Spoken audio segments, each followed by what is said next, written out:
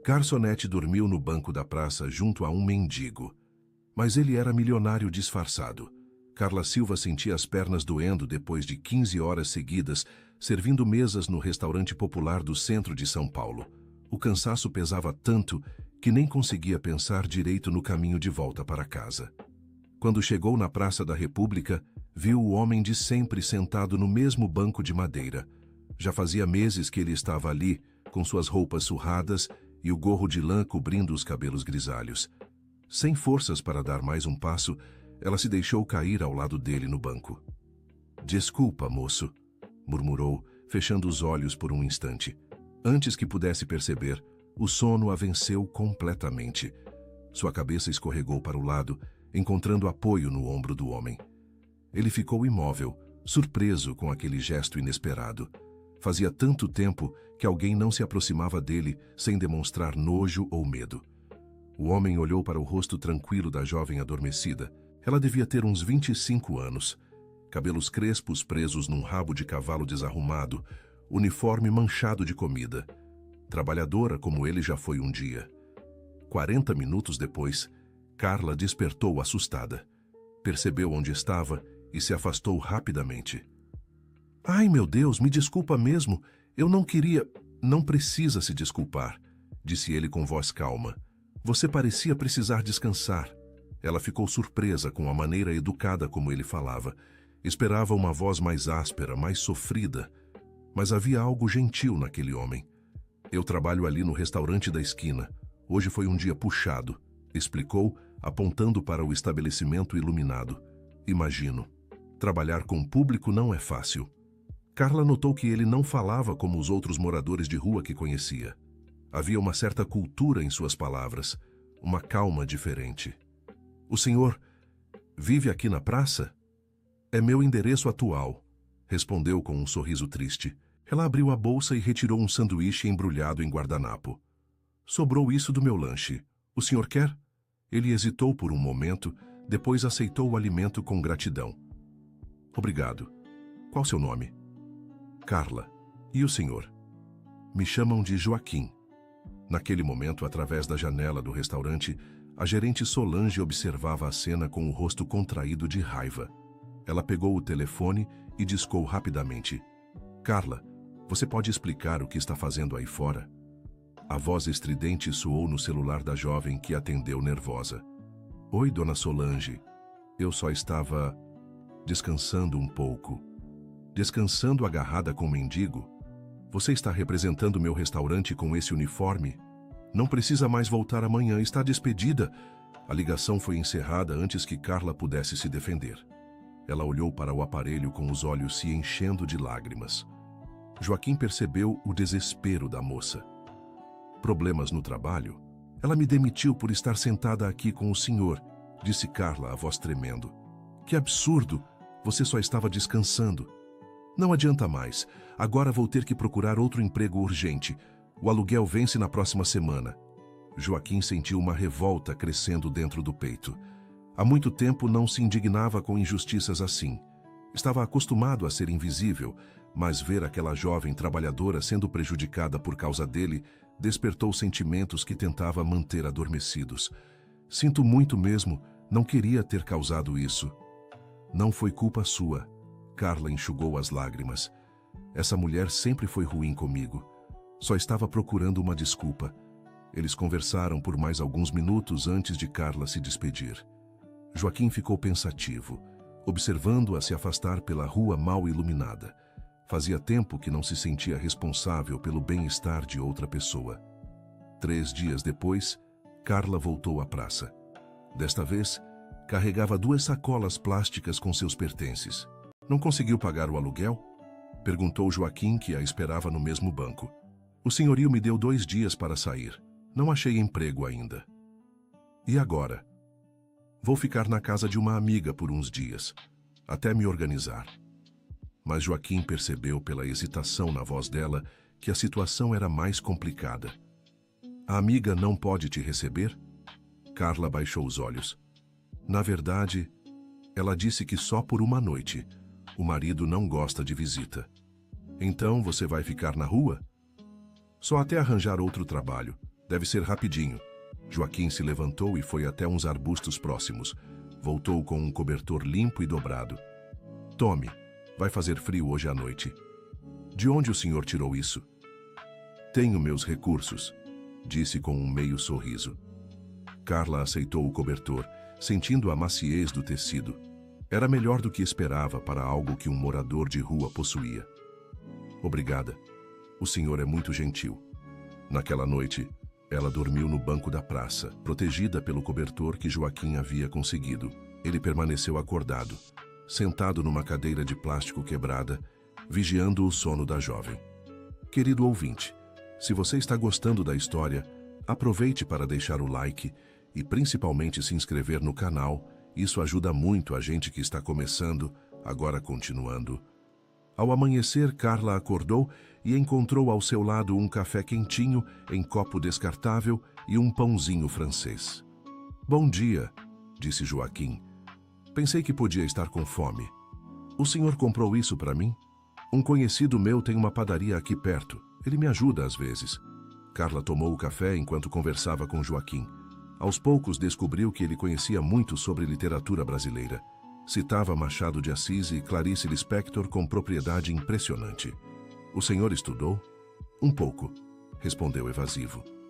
Mas fala como professor. E esse português certinho? Joaquim mudou de assunto rapidamente. Você já procurou emprego hoje? Vou sair agora. Tem uns restaurantes ali na Consolação que posso tentar. Enquanto conversavam, uma mulher elegante de cerca de 60 anos passou pela praça. Usava roupas caras e carregava uma bolsa de couro.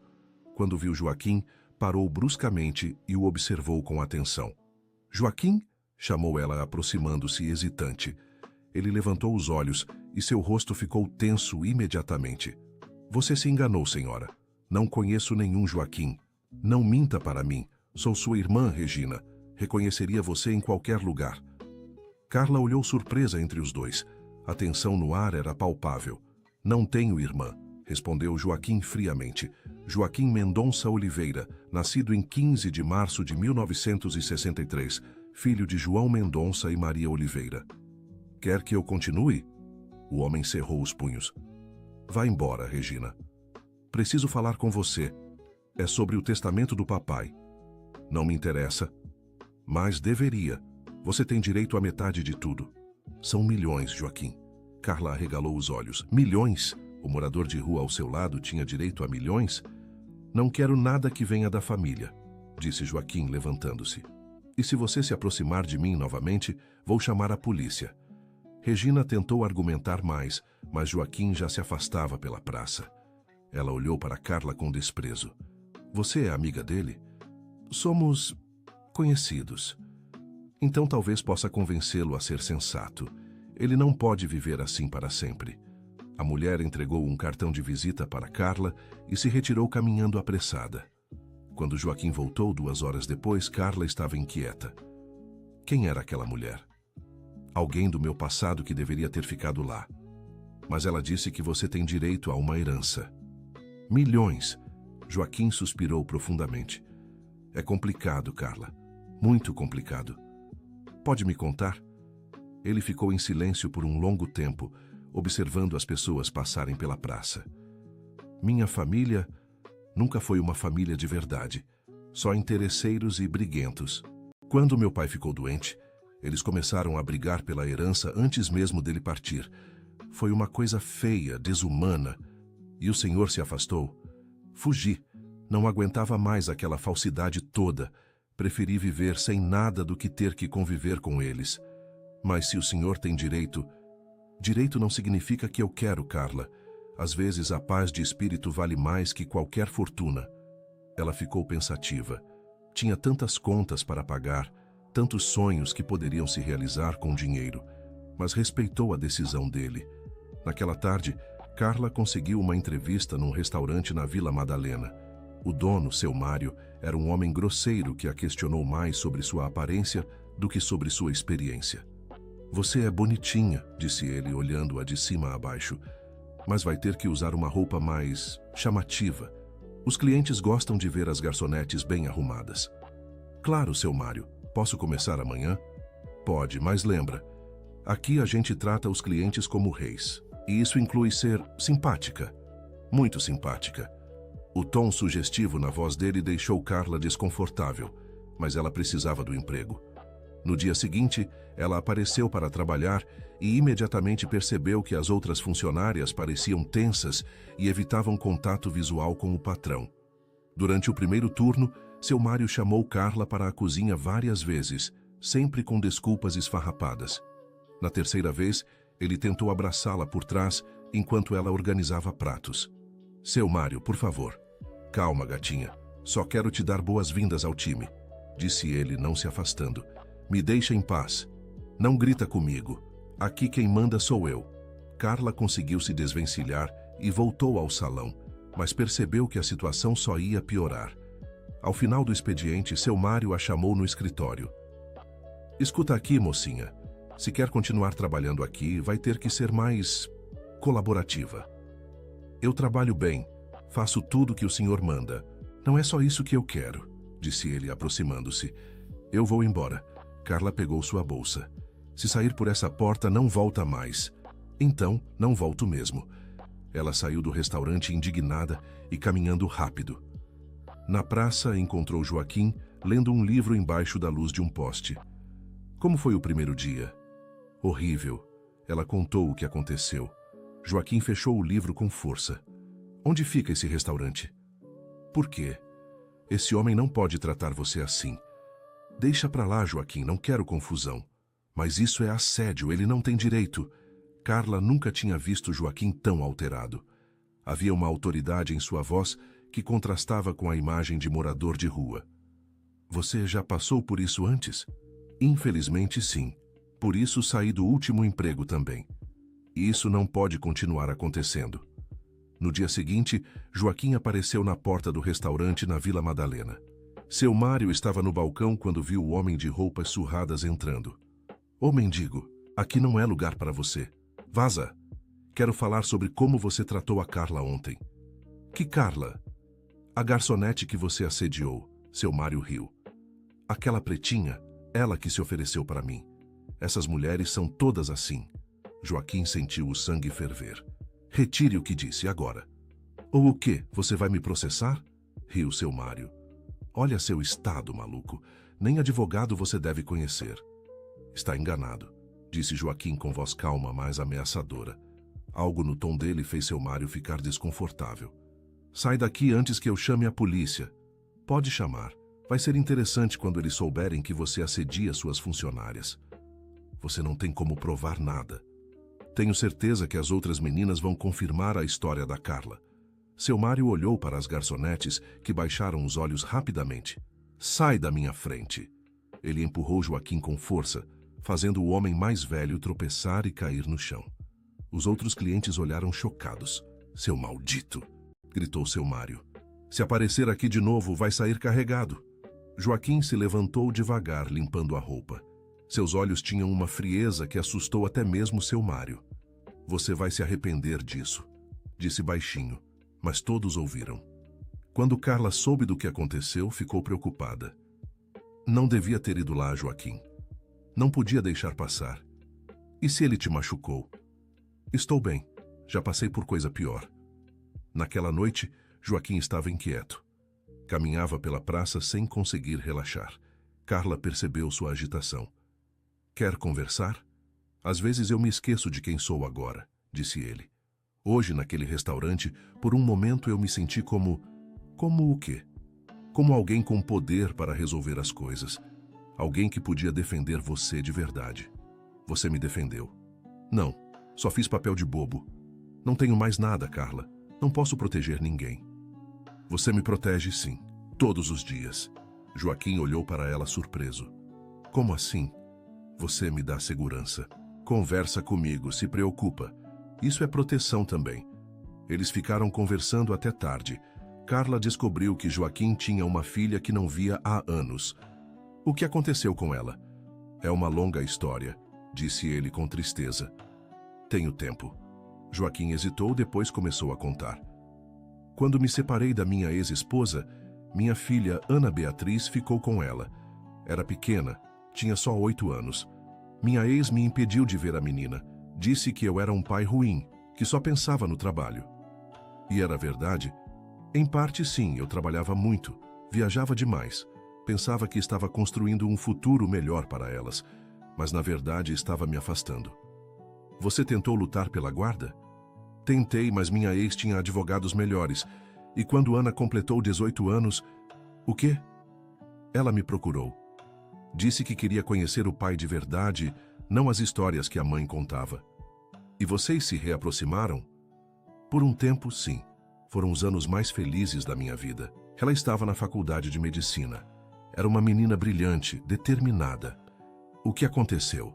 Joaquim ficou em silêncio por um longo tempo. Ela se envolveu com drogas na faculdade. Começou com coisas leves para estudar, mas foi piorando. Quando percebi, já estava viciada em cocaína. Você tentou ajudar? Tentei tudo. Internação, terapia, mudança de cidade. Nada funcionava. Ela sumia por semanas. Depois aparecia pedindo dinheiro. Deve ter sido terrível. A última vez que a vi, ela estava irreconhecível. Magra, dentes estragados, olhos sem vida. Me pediu 50 mil reais para quitar uma dívida com traficantes. E você deu? Dei. E ela sumiu de novo. Isso foi há 5 anos. Você nunca mais soube dela? Minha irmã Regina me ligou há 2 anos dizendo que Ana tinha falecido. Overdose. Carla ficou chocada. Sinto muito, Joaquim. Foi depois disso que eu abandonei tudo. Não fazia mais sentido ter dinheiro, empresa, casa grande. Nada disso trouxe minha filha de volta. Por isso você vive nas ruas? É uma forma de penitência, ou talvez de fuga. Não sei mais. Carla entendeu melhor o homem ao seu lado. A dor que ele carregava era maior do que imaginava. Sua irmã Regina, ela te disse como Ana passou? Disse que foi rápido, que ela não sofreu. Mas você não acredita? Não sei mais no que acreditar, Carla. Só sei que perdi minha menina. Querido ouvinte, se você está gostando da história, aproveite para deixar o like e principalmente se inscrever no canal. Isso ajuda muito a gente que está começando. Agora, continuando. Na manhã seguinte, Carla acordou com Joaquim, balançando seu braço delicadamente. Carla, acorda. Tem uma mulher aqui, querendo falar com você. Ela abriu os olhos e viu Regina parada a poucos metros, segurando uma pasta de documentos. Bom dia, disse Regina. Posso falar com vocês? O que você quer agora? Perguntou Joaquim irritado. Trouxe os documentos da herança. Joaquim, você precisa assinar para liberar os bens do papai. Já disse que não quero nada. Mas são 22 milhões de reais. Você não pode simplesmente jogar isso fora. Carla arregalou os olhos. 22 milhões? O homem ao seu lado tinha direito a uma fortuna? Posso sim, respondeu Joaquim. E vou fazer exatamente isso. Regina se dirigiu a Carla. Você pode convencê-lo. Explique para ele que dinheiro resolve problemas. Não é da minha conta, disse Carla diplomaticamente. Claro que é, vocês são amigos, não são? Você não quer ver ele vivendo assim para sempre? Regina, vá embora, cortou Joaquim. Vou deixar os documentos aqui. Quando você mudar de ideia, é só assinar. Ela colocou a pasta no banco e se retirou. Joaquim pegou os papéis e fez menção de rasgá-los. Espera, disse Carla. Por quê? Pode guardar sem assinar, só para o caso de você mudar de ideia. Não vou mudar. Mesmo assim, não custa nada guardar. Joaquim suspirou e guardou os documentos embaixo do banco, escondidos entre umas pedras. Durante a tarde, enquanto Carla procurava emprego pela região, Joaquim ficou pensativo na praça. A conversa com Regina tinha mexido com ele mais do que queria admitir. Quando Carla voltou, ele estava lendo um jornal velho. Conseguiu alguma coisa? Tenho uma entrevista amanhã numa lanchonete. Não parece ser lugar muito bom, mas estou precisando. Onde é? Perto do mercado municipal. O dono parecia apressado no telefone, disse para ir direto amanhã de manhã.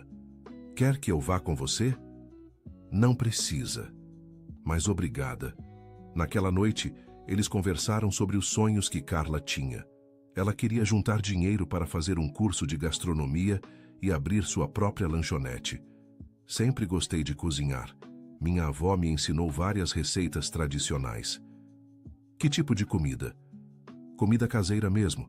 Feijoada, acarajé, moqueca, coisas que lembram de casa. Deve ser gostoso. Um dia eu cozinho para você. Seria uma honra. Na manhã seguinte, Carla foi para a entrevista na lanchonete. O local era pequeno e meio sujo, mas o dono, seu Antônio, parecia mais respeitoso que seu Mário. Preciso de alguém urgente, disse ele. A outra menina saiu sem avisar. Você topa começar hoje mesmo? Topo sim. O salário é pouco, mas é certinho. E você pode almoçar aqui. Carla aceitou o trabalho e começou imediatamente. O movimento era intenso, principalmente na hora do almoço. Trabalhadores do mercado e comerciantes da região frequentavam o lugar. Durante a tarde, um grupo de homens entrou na lanchonete. Estavam bem vestidos, mas havia algo intimidador neles. Cadê o Antônio? Perguntou um deles. Saiu para o banco, respondeu Carla. Volta em 1 hora. Diz para ele que os amigos do Jorge passaram aqui e que não gostamos de esperar. Tá bom. Quando seu Antônio voltou e Carla deu o recado, ela percebeu que ele ficou muito nervoso. O que eles queriam? Negócios, disse ele evasivo. Nada que você precise se preocupar. Mas durante os dias seguintes, Carla notou que seu Antônio estava sempre tenso. Olhava constantemente para a porta como se esperasse algo ruim. 1 semana depois, os mesmos homens voltaram. Desta vez, seu Antônio estava presente. E aí, Antônio? Conseguiu nosso dinheiro? Preciso de mais alguns dias. Você já teve tempo suficiente. O Jorge está perdendo a paciência. Por favor, mais 1 semana. 1 semana? Antônio, você deve 15 mil reais há 3 meses. O Jorge quer o dinheiro hoje. Carla percebeu que se tratava de algum tipo de empréstimo com agiotas. Seu Antônio estava em apuros. Se eu não tenho, não tenho, disse ele nervoso. Então vamos ter que tomar algumas medidas. Um dos homens pegou uma cadeira e a quebrou no chão. Os outros clientes saíram correndo. Vocês não podem fazer isso aqui. Podemos fazer onde quisermos. Você que decidiu não pagar. Carla estava escondida atrás do balcão, com medo de intervir. Os homens continuaram quebrando coisas até que seu Antônio cedeu. Está bem, eu arrumo o dinheiro até sexta-feira. Até sexta. Se não tiver, a próxima visita vai ser pior. Depois que eles saíram, seu Antônio se sentou no chão no meio dos destroços. Seu Antônio, está tudo bem? Não, Carla, não está nada bem. Quer contar o que está acontecendo? Ele suspirou profundamente. Peguei dinheiro emprestado com esses caras para reformar a lanchonete. Pensava que ia conseguir pagar, mas o movimento não está como esperava. E agora? Não sei. Não tenho 15 mil reais. Mal consigo pagar as contas do mês. Não tem ninguém da família que pode ajudar? Minha família já me emprestou o que podia. Estou sozinho nessa. Carla ficou com pena do homem. Ele era trabalhador e honesto, mas havia se metido numa situação complicada. Naquela noite, ela contou para Joaquim o que tinha acontecido. Esses agiotas são perigosos, disse ele preocupado. Seu Antônio está desesperado. Ele é boa pessoa, não merece isso. O mundo não costuma perguntar quem merece o quê. Você está sendo cínico. Estou sendo realista. Já vi muita gente boa se dar mal por causa de dinheiro. Como sua filha. Joaquim ficou quieto. A menção a Ana Beatriz sempre o calava. Desculpa, não era para ter falado isso. Tudo bem, você está certa. Às vezes eu esqueço que ainda existem pessoas que vale a pena ajudar. O que você quer dizer? Nada, só pensando alto. Na sexta-feira, Carla chegou na lanchonete e encontrou seu Antônio nervosíssimo. Ele andava de um lado para o outro, olhando constantemente para o relógio. Conseguiu o dinheiro? Não. Tentei tudo. Até fui no banco pedir empréstimo, mas não aprovaram. E agora? Agora eles vão voltar e... Não sei o que vai acontecer. Às 3 da tarde, os homens apareceram. Desta vez eram 4. E aí, Antônio, cadê nosso dinheiro? Não consegui. Tentei, mas mais nada. Você teve tempo suficiente. O líder do grupo fez um sinal e os outros começaram a quebrar tudo na lanchonete. Pratos, copos, mesas, cadeiras. Em poucos minutos, o lugar virou um caos.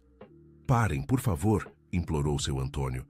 O Jorge disse que se você não pagasse hoje, a lanchonete ia virar pó. E é isso que está acontecendo.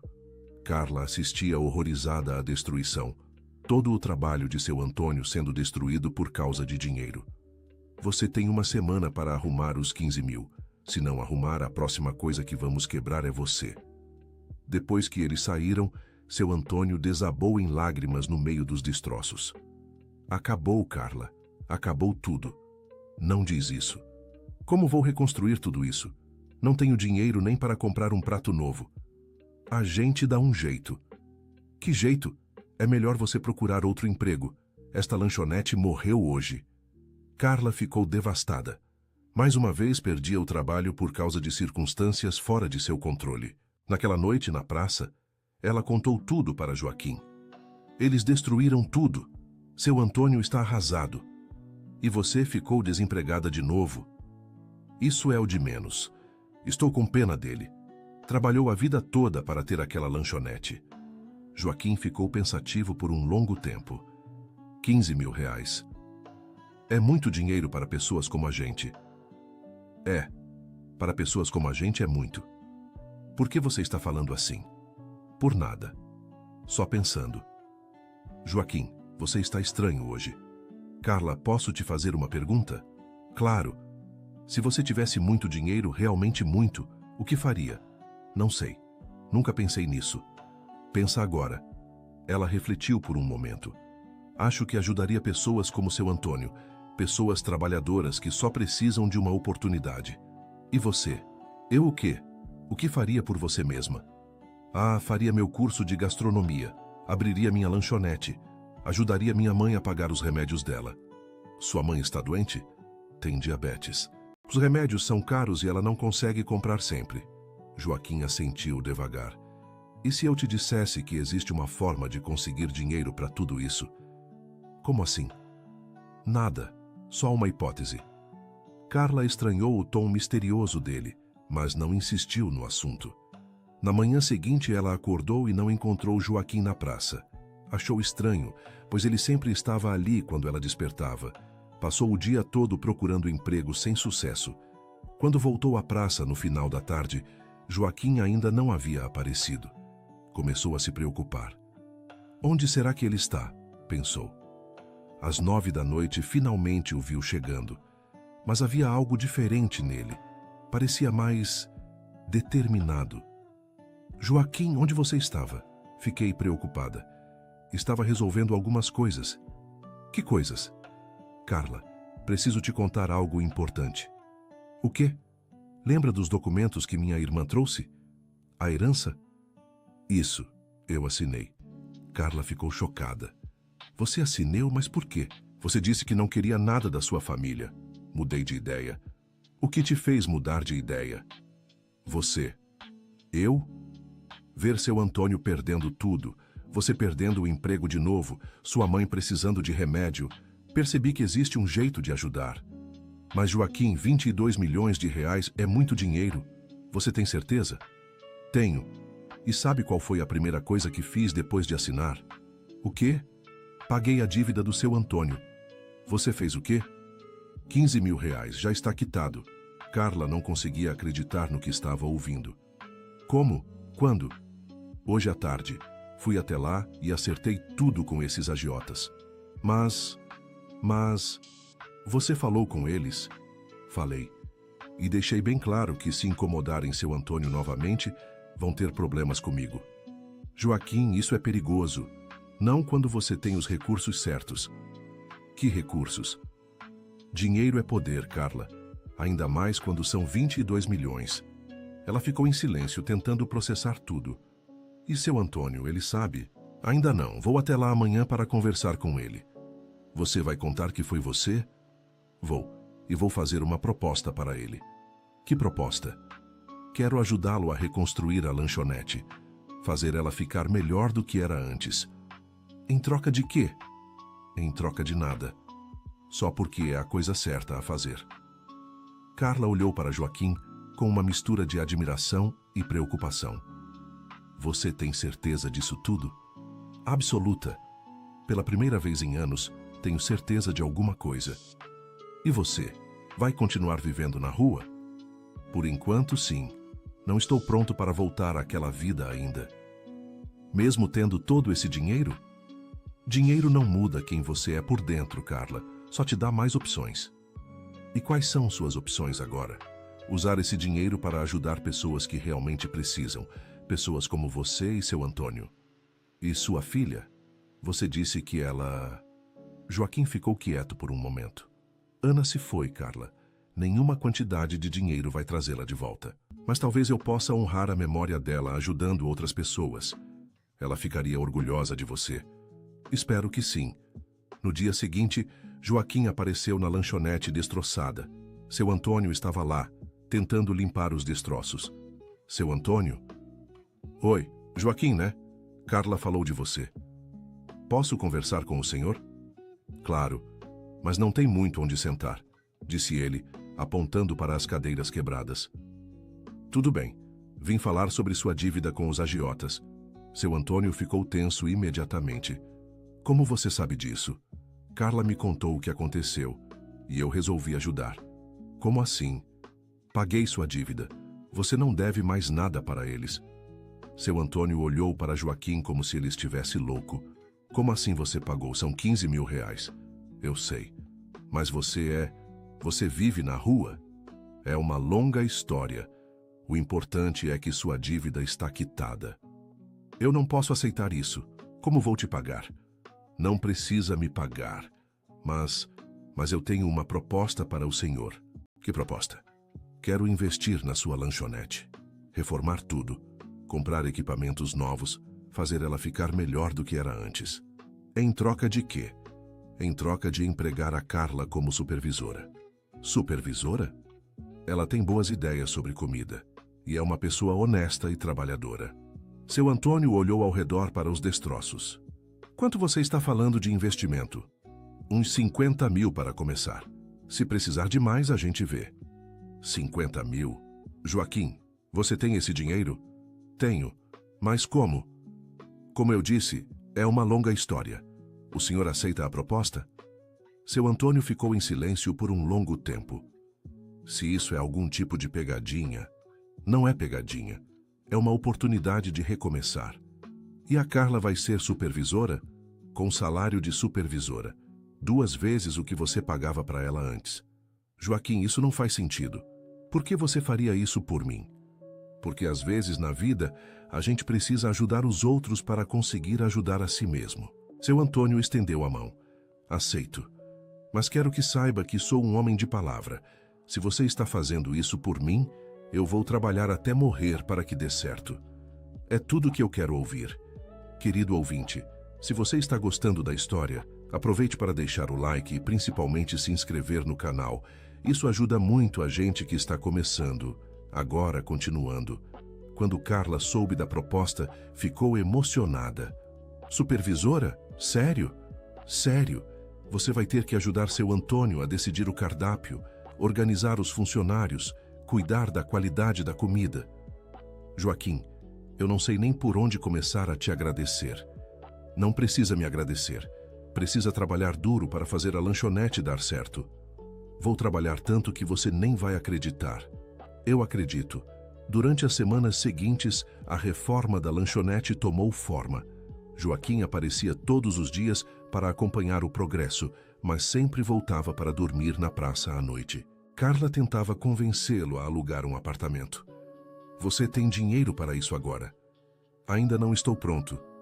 Pronto para quê? Para viver como pessoa normal de novo. Por que não? Ainda estou lidando com minha culpa.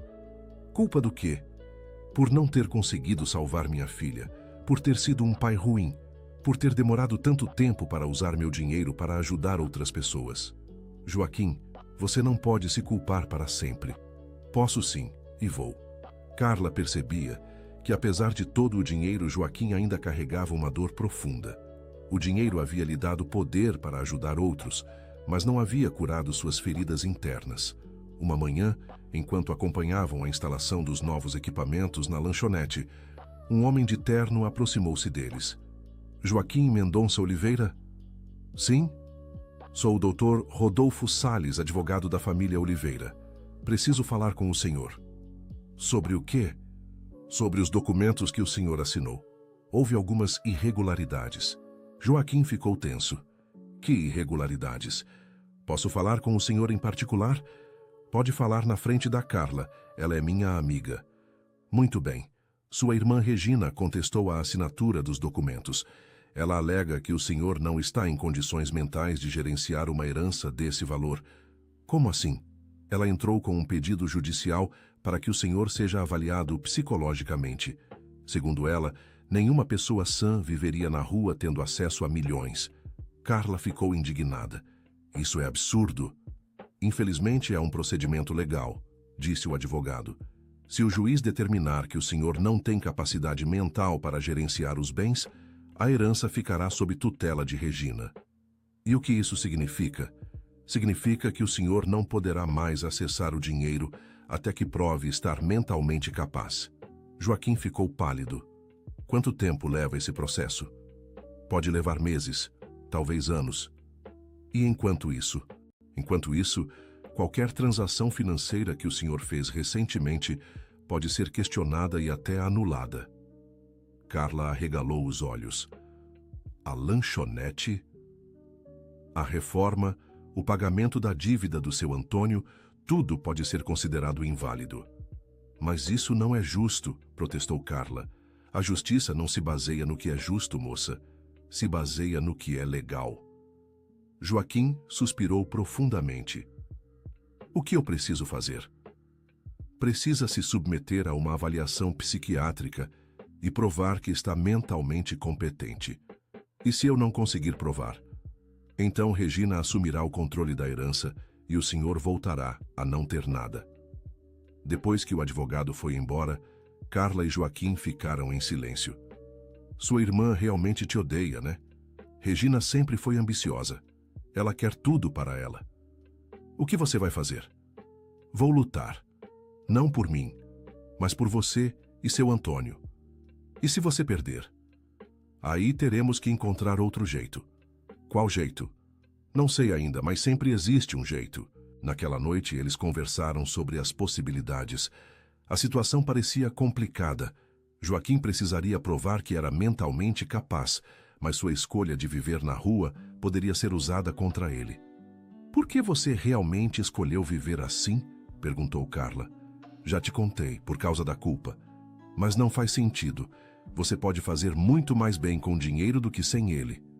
Eu sei, mas na época que tomei essa decisão, não estava pensando claramente. E agora? Agora percebo que fui egoísta. Estava tão focado na minha própria dor que esqueci que podia ajudar outras pessoas a evitarem a mesma dor. Como assim? Como sua mãe. Se ela não consegue comprar remédio, pode ficar doente como meu pai ficou. E você pode perder ela como eu perdi Ana. Carla ficou tocada pela comparação. Você quer conhecer minha mãe? Quero sim. Então vamos lá amanhã, antes da sua avaliação psiquiátrica. Você tem certeza? Absoluta, ela vai gostar de você. No dia seguinte, Carla levou Joaquim até a casa onde sua mãe morava. Era uma casa simples num bairro popular da Zona Leste. Mãe, trouxe uma pessoa para você conhecer. Dona Marlene era uma senhora de 60 anos, magra e com os cabelos grisalhos. Quando viu Joaquim, ficou um pouco receosa. Oi, Dona Marlene, sou Joaquim, amigo da Carla. Prazer, disse ela educadamente, mas sem muita convicção. Mãe, o Joaquim é quem ajudou a reformar a lanchonete onde vou trabalhar. Ah, é? Que bom. Durante a conversa, Joaquim descobriu que Dona Marlene havia sido professora primária a vida toda. Se aposentara há poucos anos com uma pensão pequena. A senhora gosta de ler? Gosto muito, mas minha vista não está mais tão boa. Que tipo de livro a senhora prefere? Romances antigos, Machado de Assis, José de Alencar. A senhora já leu Dom Casmurro? Claro, é um dos meus favoritos. E o que a senhora acha da Capitu? Ah, essa é uma discussão eterna. Eu sempre acreditei que ela era inocente. Interessante, eu também. Dona Marlene começou a se animar com a conversa sobre literatura. Joaquim demonstrava conhecimento profundo dos livros que ela gostava. Carla me disse que a senhora tem diabetes. Tenho sim, é controlada, mas os remédios são caros. Quanto custa o tratamento por mês? Uns R$ 500. Às vezes consigo comprar, às vezes não. E quando não consegue? Fico sem.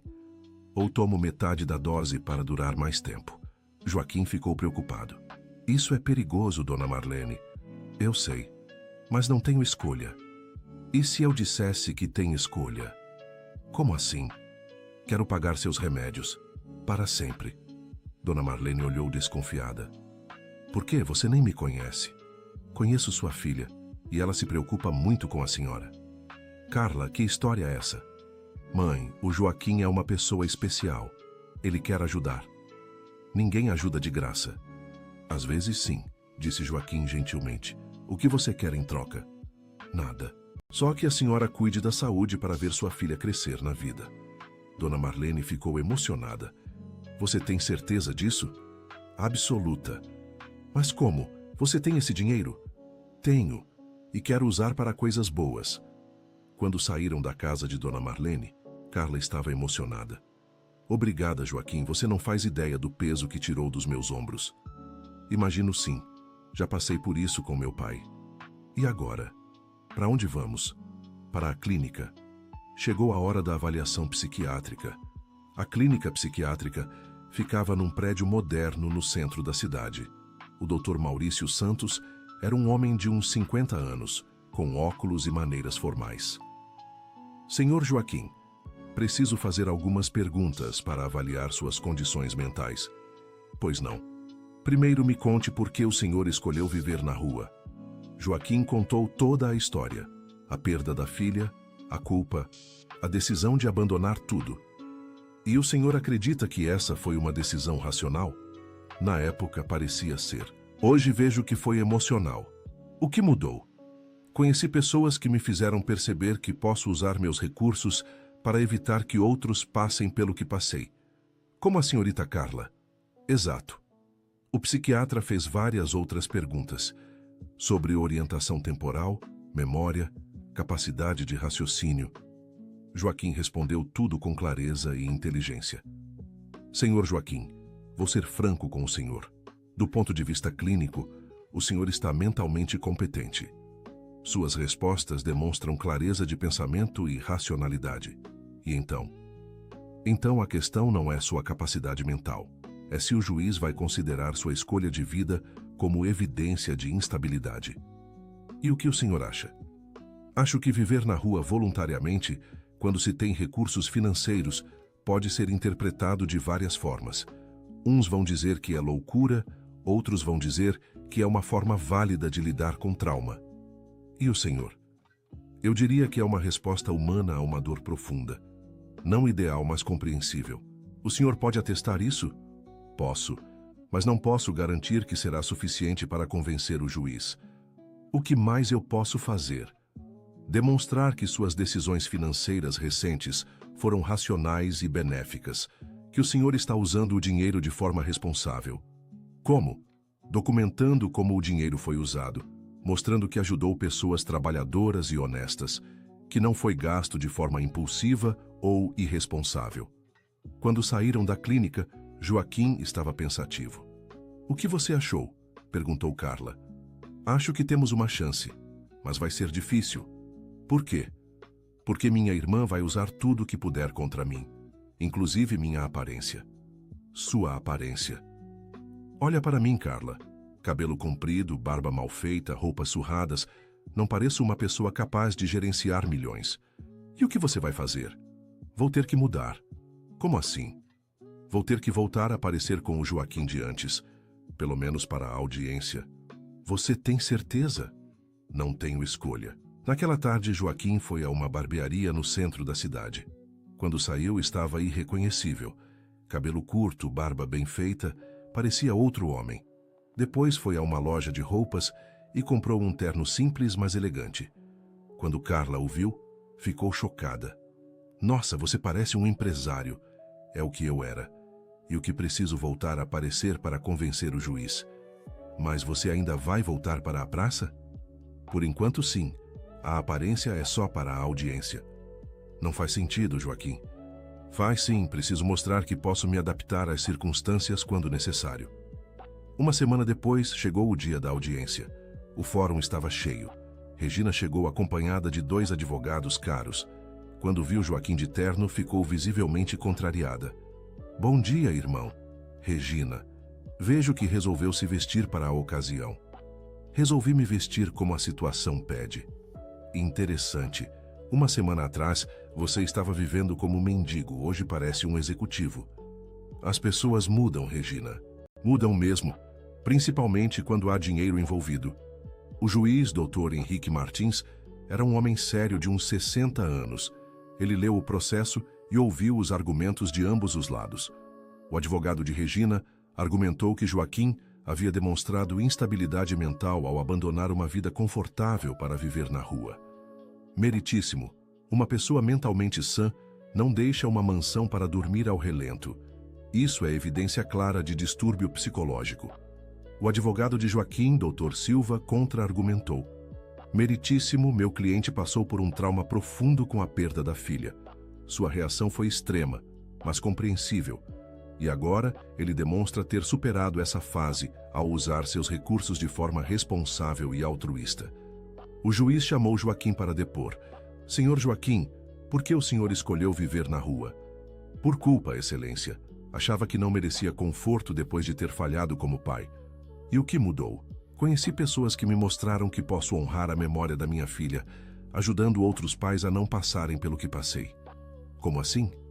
Dona Marlene, mãe da Carla, tem diabetes e às vezes não consegue comprar remédio. Se ela ficar doente, Carla pode perdê-la como eu perdi Ana. Pagar o tratamento dela é uma forma de evitar que outra família sofra. E a lanchonete do senhor Antônio? Ele é um trabalhador honesto que se meteu numa situação difícil. Ajudá-lo é dar oportunidade para alguém recomeçar. O senhor considera essas decisões racionais? Considero as decisões mais racionais que já tomei na vida. O juiz também ouviu Regina. Senhora Regina, por que a senhora questiona a capacidade mental de seu irmão? Porque ele está jogando dinheiro fora. 22 milhões de reais não podem ser desperdiçados com qualquer pessoa que ele encontra na rua. A senhora tem planos para essa herança? Tenho. Pretendo investir em negócios sérios, gerar empregos, fazer o dinheiro render. Para quem? Para a família, para perpetuar o patrimônio que nosso pai construiu. A senhora incluiria seu irmão nesses planos? Regina hesitou. Se ele demonstrasse responsabilidade, sim. Que tipo de responsabilidade? Parar de dar dinheiro para desconhecidos, viver como uma pessoa normal, pensar no futuro da família. Depois de ouvir ambos os lados e analisar o laudo psiquiátrico, o juiz se retirou para deliberar.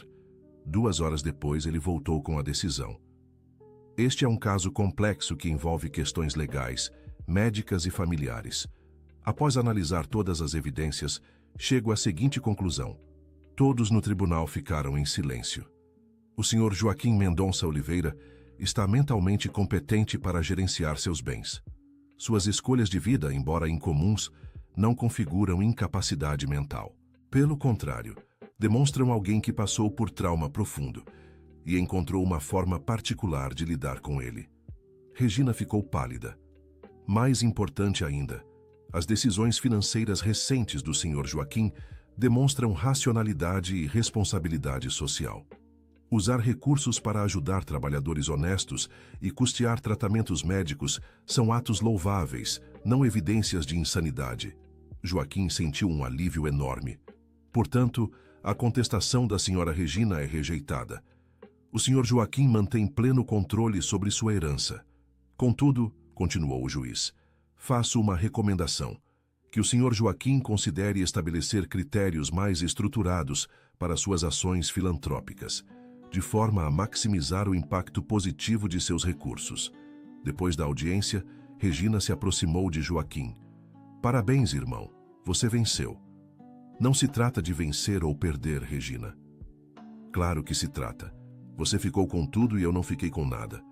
Você pode ficar com parte. Como assim? Metade da herança. 10 milhões para você. Regina arregalou os olhos. Você está falando sério? Estou. mas com uma condição. Qual? Que você use o dinheiro para construir coisas boas, não só para enriquecer mais. E se eu não aceitar a condição? Aí você não fica com nada mesmo. Regina ficou pensativa. Preciso pensar. Tenho uma semana para decidir. Quando saíram do fórum, Carla estava emocionada. Conseguimos sim. E agora? Agora vamos fazer a lanchonete virar o melhor restaurante da região. E você? Vai continuar dormindo na praça? Não, chegou a hora de recomeçar de verdade. Como assim? Vou alugar um apartamento simples, perto da lanchonete para poder acompanhar o progresso. Que mudança! Você me mudou, Carla. Me mostrou que isolamento não resolve nada. E seus planos para o dinheiro? Quero criar uma organização para ajudar pessoas como seu Antônio, trabalhadores que precisam de uma oportunidade. Tipo um banco social? Algo assim. Empréstimos sem juros abusivos, investimentos em pequenos negócios, apoio para quem quer recomeçar. É uma ideia incrível e quero que você me ajude a tocar isso. Eu? Você conhece a realidade das pessoas simples, sabe quem realmente precisa de ajuda e quem está só se aproveitando. Mas eu não entendo de negócios. Aprende. Vou pagar um curso de administração para você. Joaquim, você tem certeza disso tudo? Nunca tive tanta certeza de nada na vida. Naquela noite, eles dormiram pela última vez na praça. Joaquim havia alugado um apartamento modesto a 2 quadras da lanchonete. Vai sentir saudade daqui? Perguntou Carla. Um pouco. Foi aqui que reencontrei minha humanidade. Como assim?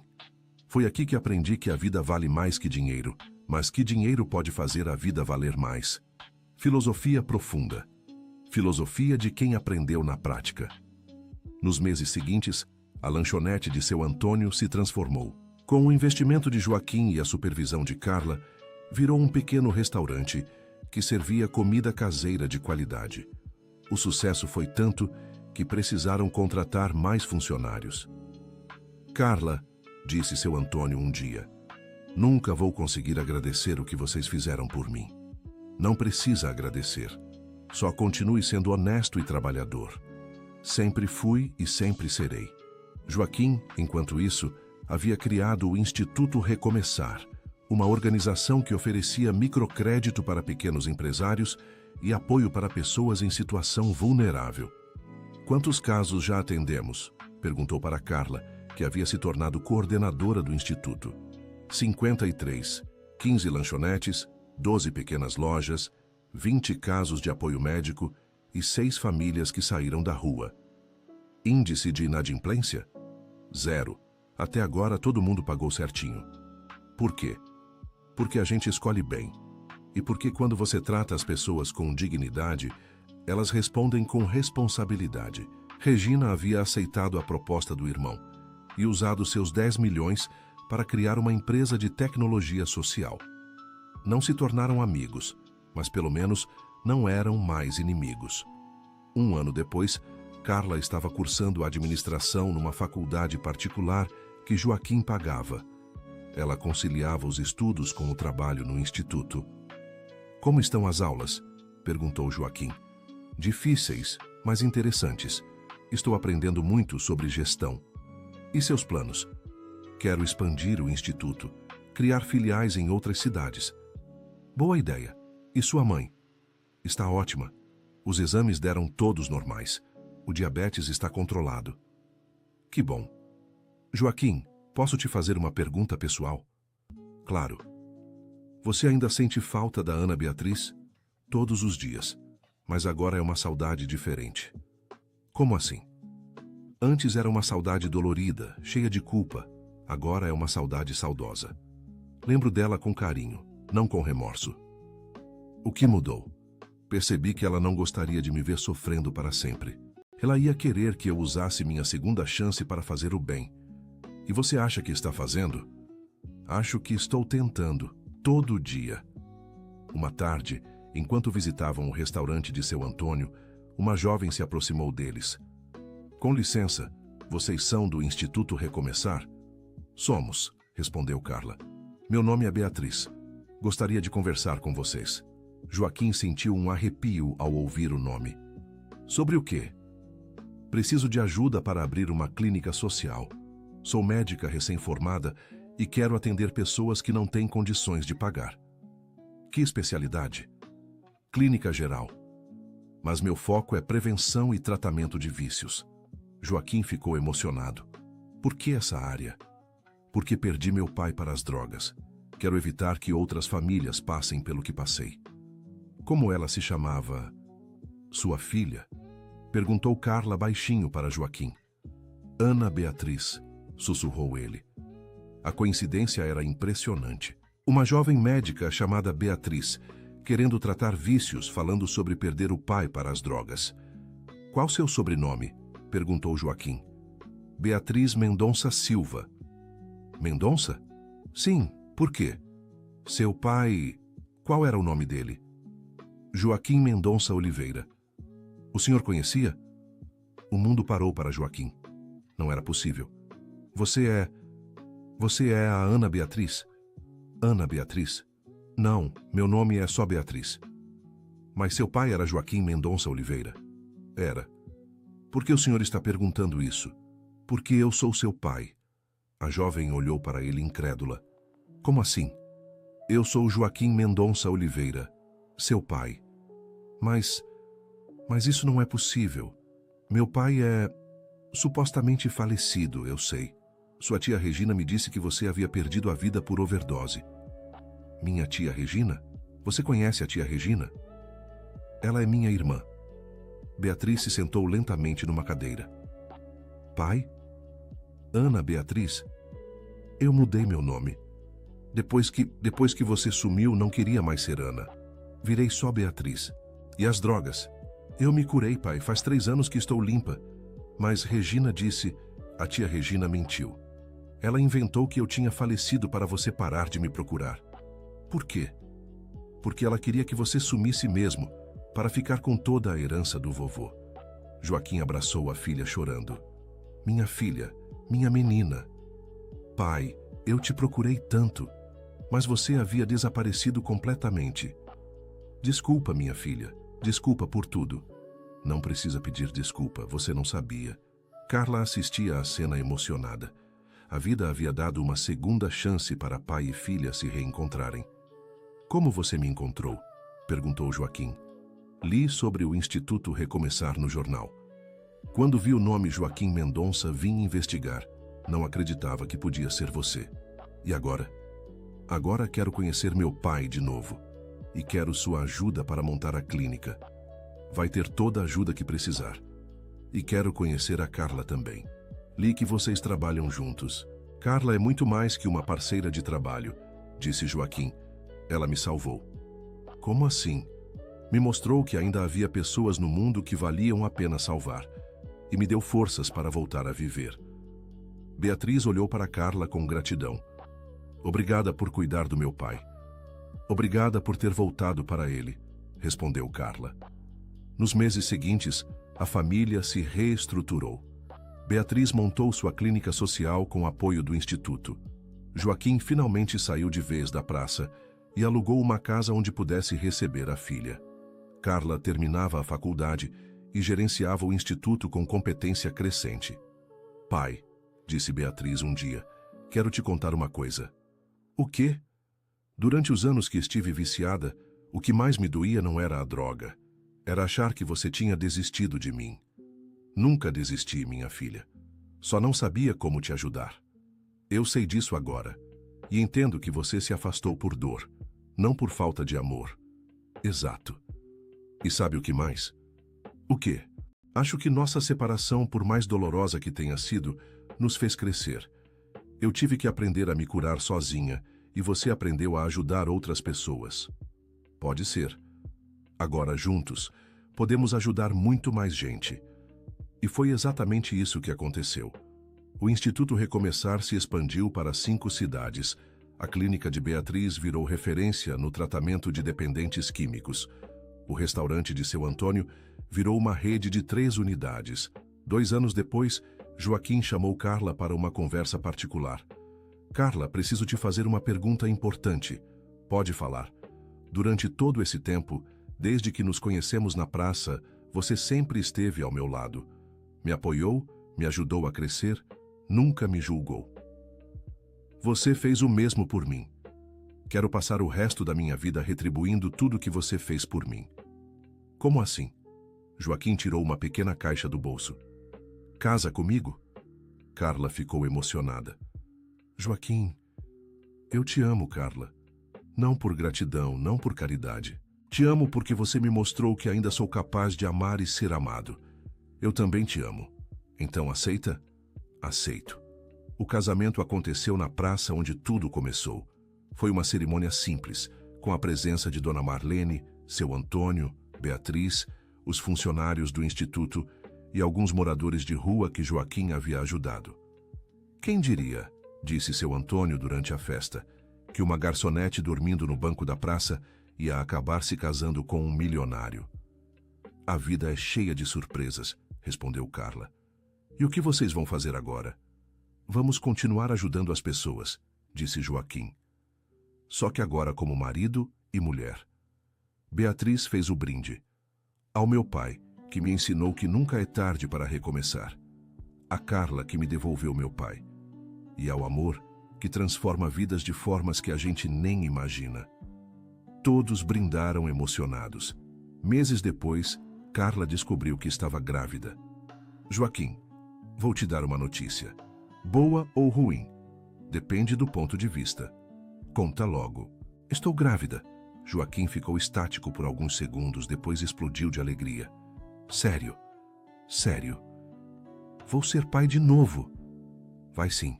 Como se sente? Assustado, mas feliz. Muito feliz.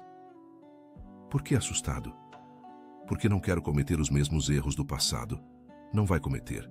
Agora você sabe o que é realmente importante. O que é realmente importante? Estar presente, demonstrar amor, ser um exemplo de bondade. E você acha que eu consigo? Tenho certeza. O bebê nasceu numa manhã de dezembro. Era uma menina que eles chamaram de Esperança. Por que Esperança? Perguntou Beatriz. Porque ela representa a esperança de que sempre podemos recomeçar, explicou Carla. E de que o amor verdadeiro supera qualquer dificuldade, completou Joaquim. Beatriz segurou a irmãzinha no colo. Bem-vinda à família, Esperança. Uma família que aprendeu que, às vezes, perdemos tudo para descobrir o que realmente importa. 5 anos depois, o Instituto Recomeçar já havia ajudado mais de 1000 famílias. A clínica de Beatriz tinha se tornado uma referência nacional. Esperança crescia numa família cheia de amor e propósito. Numa manhã, Carla e Joaquim caminhavam pela praça onde se conheceram. Você se arrepende de alguma coisa? Perguntou ela. De nada, nem dos anos difíceis. Por quê? Porque se não tivesse passado por tudo aquilo, não teria aprendido a valorizar o que realmente importa. E o que realmente importa? Você, nossa filha, a Beatriz, as pessoas que ajudamos, o amor que construímos juntos. E o dinheiro. O dinheiro é só uma ferramenta. O que importa é como usamos essa ferramenta. Para o bem ou para o mal. Exato. E nós escolhemos usar para o bem. Eles se sentaram no mesmo banco onde tudo começou. Agora havia uma placa pequena e discreta. Banco da Esperança, onde histórias de amor e recomeço começam. Quem colocou essa placa? Perguntou Carla. Seu Antônio, foi ideia dele. Gostei. Sabe o que mais gostei? O quê? Que nossa história vai inspirar outras pessoas a não desistirem. Como assim? Quantas pessoas dormem sozinhas nos bancos das praças desta cidade? Quantas acreditam que não há mais esperança para elas? Muitas. E agora elas sabem que sempre há uma segunda chance, que o amor pode aparecer quando menos esperamos.